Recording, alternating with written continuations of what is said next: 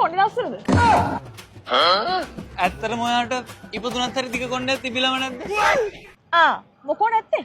ටික කාලයකට කලින් මගේ කොණ්ඩේ දනිස්සුනත් පල්ලෙහාට තිබ්බා. නෙක්ස්ට් රපුන්සල් වෙන්න හිටියේ. මල සමයන් බෝල සබක්.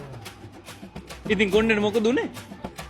මගේ කලින් බොයිෆ්‍රෙන්ඩ් කියලා තිබ්බා. ඌ ආස මගේ දෙක කොණ්ඩේට කියලා මට කපන්නවත් දුන්නේ නැහැ. ඉතින් ඒ හැලපෑ බ්‍රේක් අප් වුණාට පස්සේ එයා ආස කිසිම දෙයක් නැතුව ඉස්සරහට යන්න ඕන නිසා මගේ දවිස් ළඟට තිබ්බ කොණ්ඩේ මම පස්ස ළඟට කපලා දැම්මා. අම්මෝ. ඔයා නම් හරිම බුද්ධිමත් පාට. පස්සේ ඉතින් ජීවිතේට එන්න ප්‍රශ්න වැඩි වෙනකොට මට හිතුණා අලුතෙන් ජීවිතයක් පටන් ගන්න ඕනේ කියලා. ඒකනත් ඉතින් ලේසිම ක්‍රමේ කොණ්ඩේ කපලා දාන එක. ඉතින් මම කොණ්ඩේ තව ටිකක් කපලා දැම්මා. අරේ වාහ්.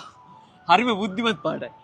පිස්සු දානේ මාස් දෙකකින් වෙයි කියලා හිතාගෙන ඉඳලා අවුරුදු දෙකකින්වත් කොණ්ඩේ වැගුණා. නැති කොණ්ඩේ ඉතින් හිටවන්නේ. ඊට පස්සේ ඉතින් තියෙන කොණ්ඩේ ගේමක් ගහනවා කියලා හිතාගෙන ඉන්නකොට කෙල්ලෙක් ලස්සනට කොණ්ඩේ කපලා තියෙන වීඩියෝ එකක් දැක්කා.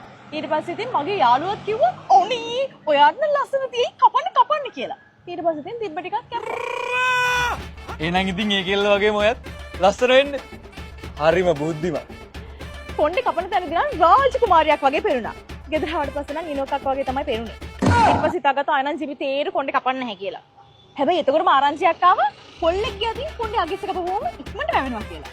ඊට පස්සේ අයියට දීලා තව ටිකක් කපාගත්තා. ඔයා බුද්ධිමත් පාටයි කියලා මට හිතුන එක හරි. හරියටම හරි. කාට කියන්නද? ඌ කොණ්ඩේ කැපුවා නෙමෙයි කෑවා. මම මල ගෙදරක හැලිවෙන්දරෙක් වගේ වුණා. අන්තිමට ඉතින් තියෙන ටික හරි පරිසම් කරගන්න කියලා හිතාගෙන සැලොන් ගියා. ඒ පාරණ කරන වැමිදු මගේ කොණ්ඩේට කෙලියා. අන්තිමට මෙන්න මම ඉතුරු මෙච්චරයි. ඕන්න ඔකයි මං කිව්වේ. ඔයා හරිම බුද්ධිමත් පාටයි කියලා. ඇයිනේ හැම වෙලාවෙම මෙහෙම කියන්නේ? මං කරේ මෝඩ වැඩක් නේ. නෑ. කෙල්ලෝ නිකන් කොණ්ඩේ කැපුවම ඇල්බර්ට් අයින්ස්ටයින් වගේ. ඒකයි.